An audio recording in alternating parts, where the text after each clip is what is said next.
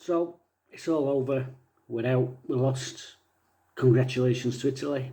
Best team across the tournament if we look at it objectively. So congratulations to Mancini and his lads. But I'm just going to do a quick video about the final itself. The way England set up, the way they played, the manager's tactics and what impact that might have had positively and negatively. England in the tournament as a whole, I do want to talk about that. I'm going to do a separate video for that because I do feel like this game just deserves something of its own just to go through what happened. Obviously, penalties again, which I'll come to later. But I want to start off by talking about the tactics on the day. In the match preview video that I did, we talked about the only possible way that Southgate won't go with a 4-3-3, the one that's brought us the wins in this tournament, would be if he went with a back three to try and negate the threat of Insigne and Chiesa. And as it is, that's how he went about it. And it's something that I can understand why. So I'm just going to have a quick look about what we talked about before and how we set up in this particular game. So there weren't really any surprises with the Italian side. Verratti kept a place in midfield, obviously. Locatelli was a shout for playing in there. No surprise at left back where Emerson came in for the brilliant Spinazzola, who was a huge loss to them. And Di Lorenzo at right back instead of Florenzi. So no real changes. Obviously up front they brought Chiesa in, who'd had a starting role for the tournament coming off the substitutes bench, and he probably rightly earned his place for them. But no real changes, and in terms of the shape of their side, exactly the same as they've played all the way through the tournament. England, from their point of view, back to the three midfield with the three forwards like we played against Germany. Now Germany was a game where I was concerned from the outset that it would leave us short in midfield. Germany were no great shakes, but there were a couple of times in that game, most notably the Muller chance, where they carved us straight through the middle because they managed to get the extra body in there, and Rice and Phillips are superb if they've been in this tournament, and they've both been absolutely brilliant, I've got to say. You can't mark the spaces and the man at the same time. The ball is a very simple ball through the middle that Muller exploits. Now the other thing about the Germany game, the seeds in my mind that were already worrying me were everything in that game had to go wide. That was our game plan obviously, but everything had to go wide, and what it robbed us of was somebody in the middle of the park who could turn with the ball, receive the ball and give us an outlet through the middle to mix things up, to mix the game style, and somebody who could drive on through the midfield and eat up the yards. Those sorts of players are vital in any team, and I think it's just something that we missed in this game. I look at the performance of Xhaka for Switzerland against France, exactly that sort of role in there. I've got a feeling there's one or two players in this squad who could probably have performed that role, but we went with the two against Germany, we did the same against Italy. Now, before the game, when we talked about this, we said there were certain reasons that he might do it. The obvious one was the threat of Insigne on the left-hand side. A forward who likes to cut inside at every opportunity, get inside the fullback and get running at the right side of the centre half and getting shots away. We talked about that before the game. Equally on the other side, Chiesa, who's been fantastic. Again, getting in behind Shaw, that would be the way, and getting a run inside on the left-sided centre-back would be Maguire. By going to a three at the back, really, Southgate's putting an insurance policy, so that if they do get those two wide players in behind our full-backs or wing-backs, there's an extra man in there, so Maguire can come and engage Chiesa. Stones can come out and engage Insigne if they get past the wing-backs. So I understand the thinking. Don't know if you remember back to the video, I did say the worry with that formation though was in the midfield. I thought we would concede too much ground. Now we got away with it against Germany because they weren't really any great shakes. It's a weaker German side as I've seen in a long time. Still, it was very tight, and it's only in the last 15-20 minutes, perhaps when they were running out of legs, that we really finished them. As we can see here in the middle of the park, it came to fruition. Rice and Phillips in there. Verratti, a brilliant player, uses the ball like a metronome. Jorginho, a huge threat, which again were highlighted before the game. I would have liked to see Mount pushed right up onto him in a midfield three. And it's something that in the second half especially I thought we should have looked at. But this is how we started the game. And we got off to a flying start. We scored a brilliant goal. And it was a fantastic goal.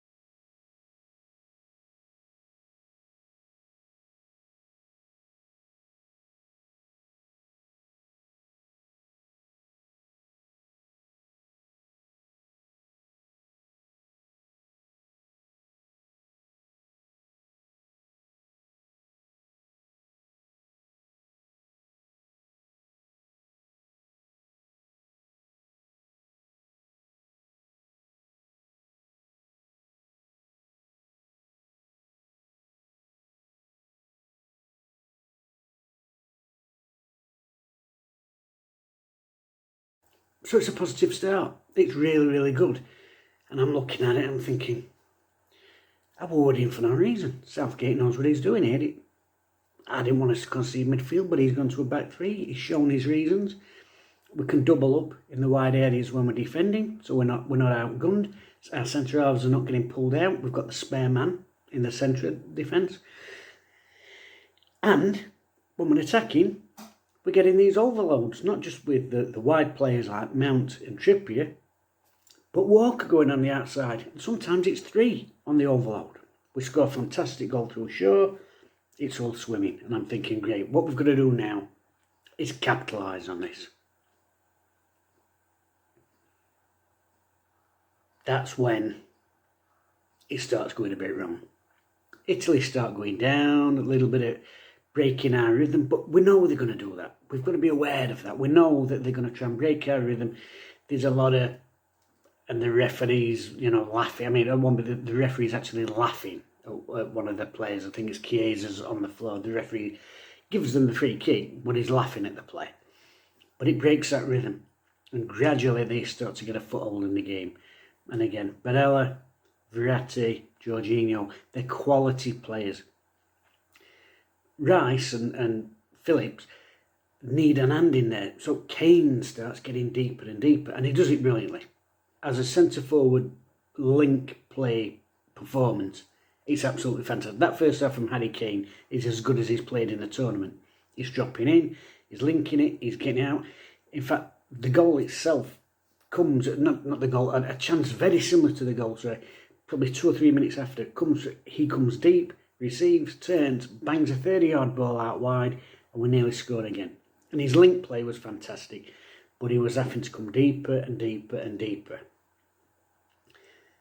That was allowing, brilliant as it was, and he was winning free kicks and linking it, but we weren't getting out then. And it was allowing even Chiellini and Bonucci, 34 and 36, they were starting to squeeze and squeeze and squeeze. And by the time we got in at half time, genuinely, we were clinging on. We didn't capitalise in that first half when I thought we should have. But we got in at the break, one goal to the good, and a chance to rejig and re-energise and get a few things sorted. Second half, we come out and we're the same. Now I've got to say, Rice and especially Phillips and Rice especially, unbelievable. Rice was striding around that pitch like an absolute colossus in that game. And considering the opposition he was up against, he was doing things I didn't think he was capable of. He was absolutely magnificent. But him and Phillips needed some help in there. And I really thought at the break we'd see a switch. I thought we'd go to a 4, and I thought Jordan Henderson will come in, 4-3-3. We've got this 1-0 lead. Let's get in there.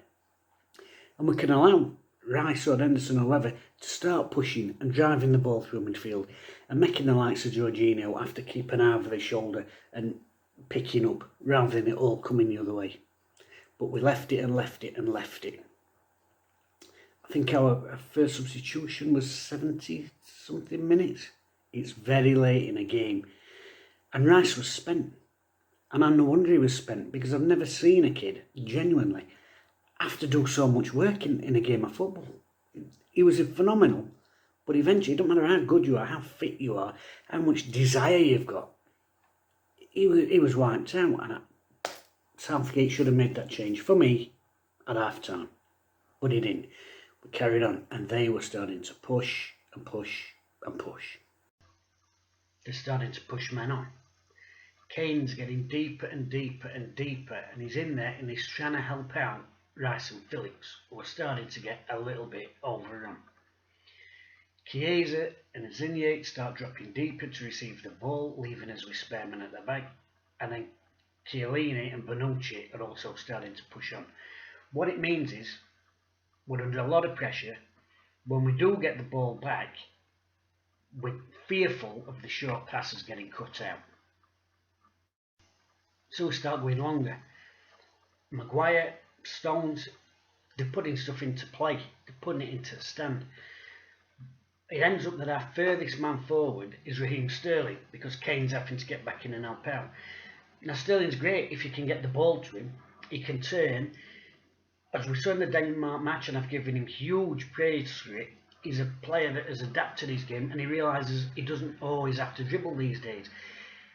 He can knock the ball 2 yards past a man and get after it and say, try and catch me. And Chiellini and Bonucci are playing a high line at this stage.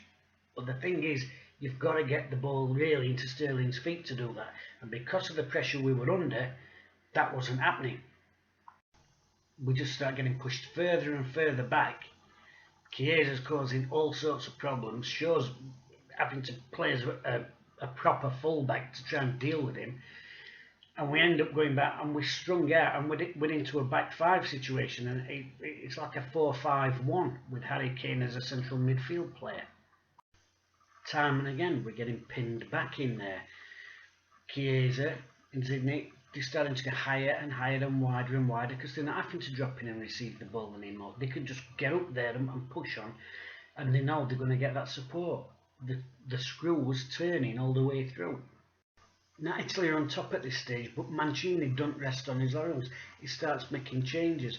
He brings Berardi up front to freshen up, and he brings Cristante in midfield to give them that extra drive and energy. And they're already outnumbering us in there anyway. We wait till the 70th minute before we make a change.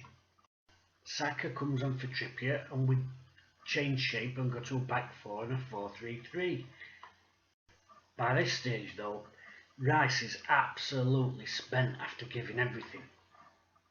Spent. He's given everything. He could have done with Henderson in there, with him and Rice early in the game, probably from the start, but certainly at least from half time. He's worked his knackers off. Can't fault his effort and commitment, but he's not being helped in there by his manager. Now you see, am I being overly harsh here on Southgate? Because he's made other changes in the tournament and they've worked out well. We've got results. And it's hindsight, isn't it? Well, it's easy to look when somebody's lost a game and say, well, he should have done this, he should have done that. But it's not hindsight. These were things I'd said in the previous video that we did in preview to the game. These were things that were highlighted as concerns if he went back to his back three. And going to that back three, I can't help but think he's reactive against who we're playing. I think you can look at that Italy team, who've played brilliantly, but I think you could look at that team and say, what can we do to cause them problems? And we did in terms of the wide area, the overload. We've got Mount, Trippier, our right centre-back Walker flying round, and that worked. But the game's just not played around the perimeter of the pitch. The game is played all over the pitch, and we conceded too much of the middle of it to Italy. And that needn't have been the case. I said this before the game. You look at the Denmark game, a good team. Damsgaard in the midfield, they're a good side. But we managed to beat them and beat them. Okay, it took a penalty, but in terms of open play, we were quite comfortable in that game. We spent I think it was a spell of the second half, they didn't touch the ball for 3.5 minutes. We were just completely dominating the ball. We could have done that again, especially when we got that goal up against Italy. They were starting to lose the rag. They were back chatting each other. There were gestures to the bench. It was there for us. So it's not retrospective thinking to say he's got it wrong. These were concerns that I had before the game. You don't want them to come to fruition. Now, I know it might seem harsh because what we can point out is England's played 7 games in this tournament. We've scored 11 goals. We've only conceded 2. And we've only lost the competition and this one game by the lottery of a penalty shootout. I just think if he'd have a bit more bravery, maybe, in his convictions and stuck with that 4-3-3 that he'd used against Croatia, Czech Republic, Ukraine, Denmark, I think we could have gone on and won this game. Might have even been able to hold on to the 1-0.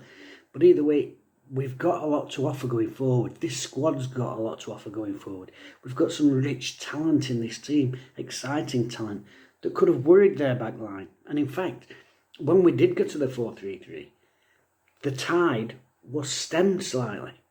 And in fact, Saka got one particular run, which you'll all remember.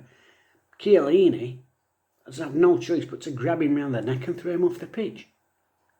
We could have been doing that from minute 1. And if not from minute 1, at least from half time. But to make switches in 70 minutes, 75 minutes, is a hard ask. A very hard ask. And of course, they equalise. The pressure comes. Maguire has to put the ball out of play because we're under considerable pressure. And the switches come after that. Make the switches before that. He puts it, you can see the look on Maguire's face when he puts that ball out, like, what else am I going to be able to do? Stones gets manhandled by Chiellini, it falls there. It's a great save from Pickford, but Bonucci's in there for the rebound. Then we change things, but we're chasing by then. We're chasing down then. And the mentality then is we're hanging on because we've just played 35 minutes over the end of the first half, the beginning of the second half, under pressure. And it's hard to turn that off. And so then we go to penalties.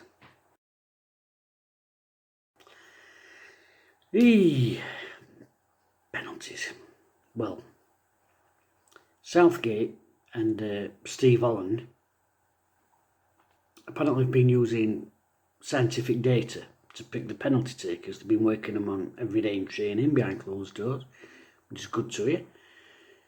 And they've got the data. They've got data analysis of the best finishers, the best penalty takers, the best scores, whatever it is. And they use that science to pick the penalty takers for the end of the game. And nothing wrong with using the science.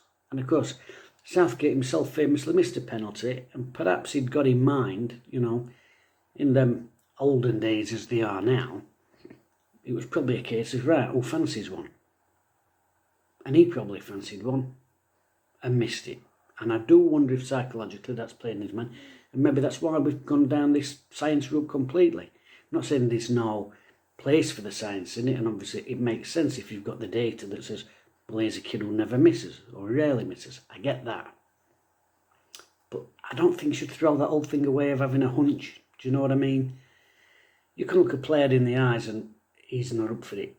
No matter how good he is technically, you can tell. I think you can tell. Look at Saka, for example. That poor lad, and I do feel bad for the lad, with everything that's gone off since, which I don't really want to talk about. It's very ugly. But when he came off the bench yesterday, and I found him a very exciting player when I've seen him in this tournament, he wasn't quite on it. It's not his fault. You come into a high-pressure game situation, a game where your team's struggling. It's hard to come on and make an instant impact. But little things, a couple of times the ball come to him, it bobbled away off his shin pad. A couple of times he's tried to knock it past somebody and he just knocked it too far and it's gone out of play or it's gone to their play. Now these little things happen in a game and that's no big deal, and you don't blame the kid for that. These things happen. But when you're having a game like that, and when you're slightly, maybe you're a little bit distracted, maybe the atmosphere is getting to you, your touch is slightly off, as a manager or a coach, you see that happen to a player in a game, in a live situation, and he's down as one of your penalty takers. Are you not looking at it and thinking he's not quite 100% where he needs to be? Does that not affect your thinking? You would think it would.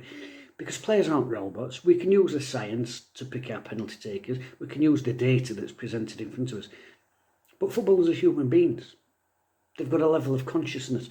They're affected by the surroundings and the situations that they find themselves in. So while we might have had a list of penalty takers, he's good, 100% record, 90% record, whatever, you've still got to be able to look somebody in the eye and say, are they on it today? Do they fancy it today? So I think you should have your list of who you want to take them, and then I think you should also put that against who looks ready for it, who looks mentally prepared for it, because it's a different situation in a stadium than a training ground. I've never missed a penalty in training. I would never take one in a bloody match though, even if it is one man and a dog watching. There's your stats, there's what you're seeing with your eyes, and I don't think you should choose science now any more than in the old days they just went purely by hunch. But I think you can put them both together and maybe the best of both worlds. Yeah? So penalties. Pickford, high praise. Clearly done his own work with that Jorginho penalty where he does this, strolls up and waits for the keeper to dive. He waited. We'll kick it in. Brilliant save. The Rashford one. The Sancho ones, again. Fair play to them, because they've got up there and they've took them. And I will say this about all those three lads. They've got 3 lines on the shirts, and as far as I'm concerned, the 3 lines getting up there to take them, because they've showed the courage that's needed to get up there with 55 years of weight and expectation and bubbling pressure on the shoulders. So to get up there and do it, they are 3 lions as far as I'm concerned. The penalties themselves, they are crap. Let's not beat about the bush. I don't like the staggered, slow run-up style anyway. But let's be honest. For the sake of 3 inches, Rashford's goal's in, the keeper's gone completely the wrong way, and everyone's calling him a genius. That's the fine margins in football. If that goes in, there's probably then less pressure on Sancho.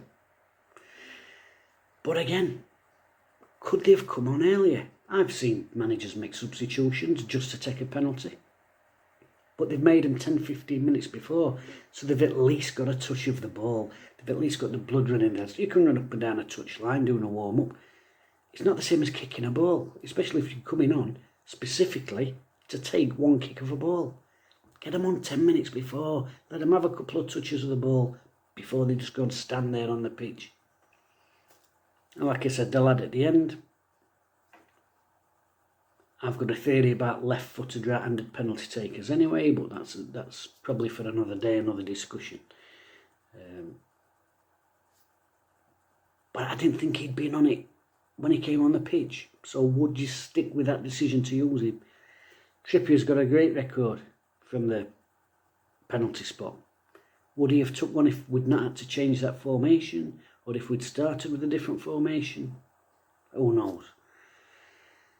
I'm not just nailing the manager here because he's under so much pressure.